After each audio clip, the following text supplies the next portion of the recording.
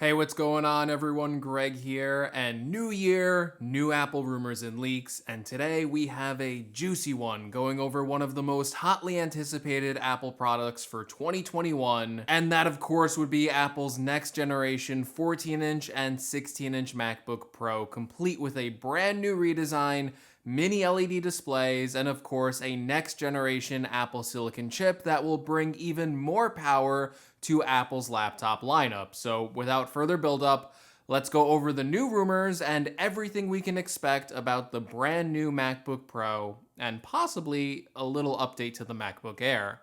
Now, a lot of this reporting is coming from, once again, friend of the channel, I hope, supply chain analyst Ming-Chi Kuo, who has a good track record when it comes to discussing Apple's plans for future products and timetables, and was pretty accurate with all of the leaks he provided in regard to the first M1 equipped Macs. And we also have reports coming out of DigiTimes, which honestly has a pretty spotty track record, but it does go along with Kuo's reporting, so it gives it a little bit more validity.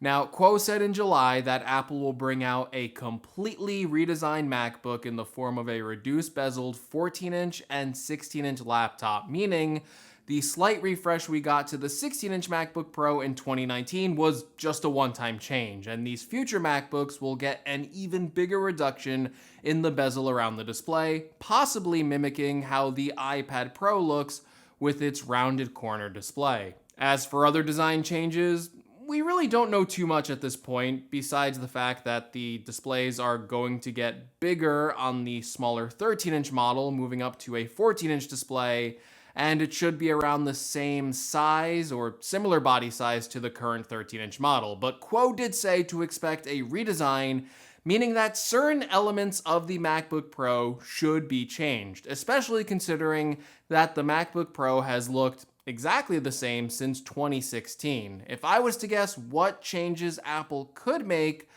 I'm sure while they could now deliver an even slimmer and lighter MacBook Pro, thanks to the advantages in power efficiency that the M1 chips bring, I also think they are limited in how much slimmer they can make the MacBook Pros with the Magic Keyboard, and I don't think it's likely at all that Apple would revert back to the slimmer butterfly keyboard design after all the controversy they faced there, and it would be awkward after reintroducing the Magic Keyboard in their entire laptop lineup, and also for the iPad Pro's Magic Keyboard. I would expect Apple to include more ports in these models though, as one of the weaknesses from the current generation of Apple Silicon laptops is that they have a limited port selection with just 2 Thunderbolt USB 4 ports on the left side of the device. So at a minimum, I would expect 4 Thunderbolt ports on a 14 and 16-inch MacBook Pro. I don't expect Apple to bring back other connectors though, but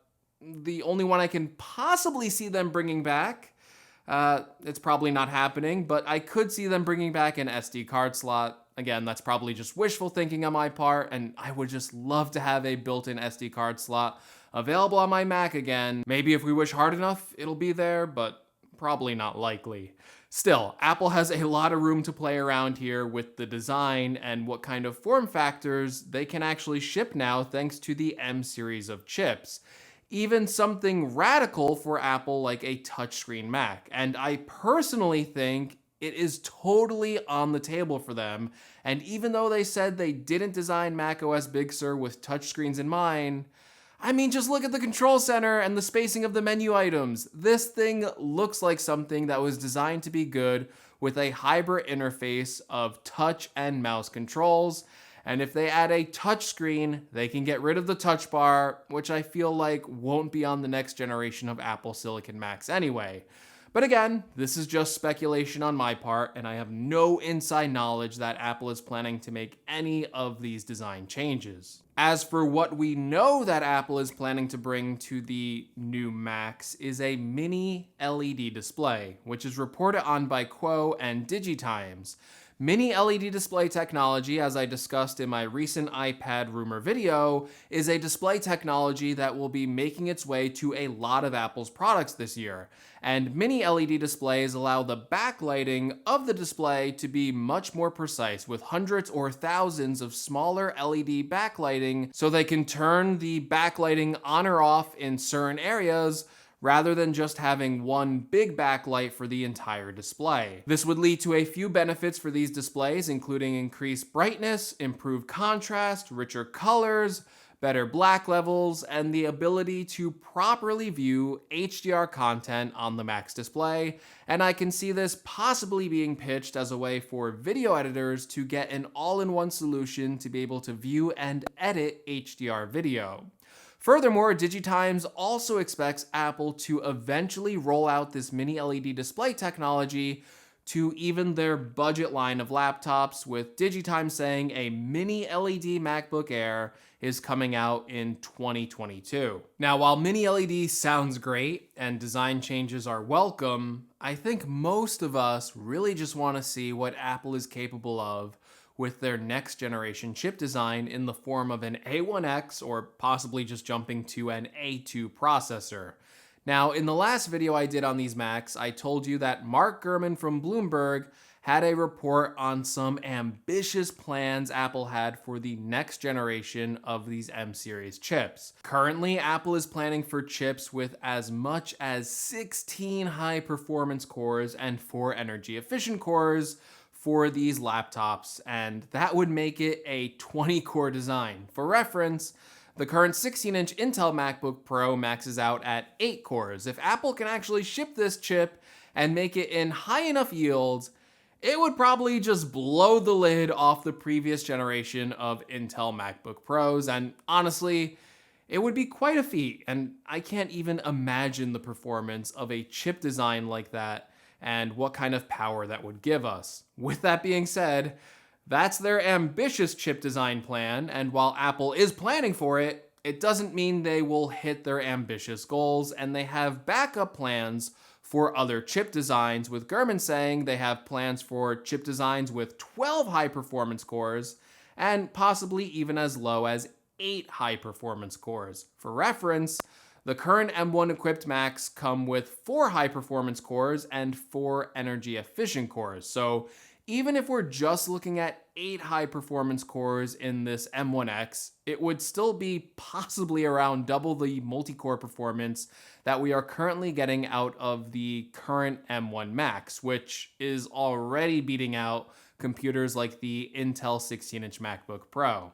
Either way, no matter what chip design they are able to produce for these next generation of Macs, it stands to reason that they will indeed be more powerful than the current M1 chips and be quite a leap in computing power.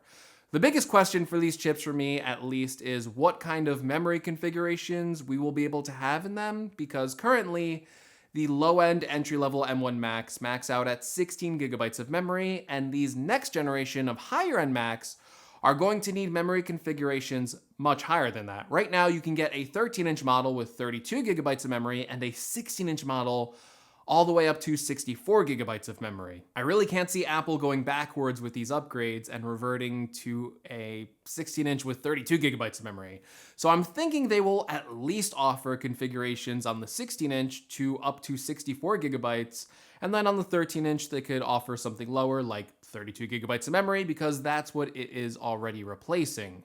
The second question I have is, what does the graphics in this machine look like? Traditionally, on the bigger 16-inch laptop, Apple would use a dedicated graphics card from AMD. However, on these new Apple Silicon-based Macs, I'm thinking they will only stick to in-house designs. Right now, we've only seen what Apple can do with integrated graphics chips, and while the M1 integrated graphics are actually pretty impressive, the M1X integrated graphics will possibly be better, but that might be enough for a 13-inch laptop. But can Apple really put an integrated chip into the 16-inch MacBook Pro and get the same performance out of what they would normally get of a dedicated graphics card? I really don't think they can, but it will be interesting to see that, or possibly Maybe we'll just see Apple make a dedicated graphics card for the bigger line of the 16-inch MacBook Pro, and I guess possibly their desktops, because they do also have a desktop class iMac coming out, which would also probably use a dedicated graphics card. And then, of course, you have rumors about a new half-size Mac Pro, and something like that would have to use a graphics card. So maybe with the introduction of the 16-inch MacBook Pro, we will see our first dedicated graphics card from Apple, and that's actually pretty exciting. As for when we can expect to see these new MacBook Pros, all signs point to the second half of this year. And as we all probably know at this point, Apple usually has their Worldwide Developers Conference halfway through the year, sometime in June. So I would expect to see these new MacBook Pros announced around that time frame. So yeah, so far this is all we know about the next generation of MacBooks. Please let me know what you think about them in the comments below. And hopefully you found this video informative, and if you did, please leave me a like. If you want to see more from my channel, including future coverage of these MacBooks, make sure you're subscribed. If you want to help the channel out in any way, make sure you check out some of the links in the description. And as always, thank you so much for watching, and I will see you all in the next video. Take care, everyone.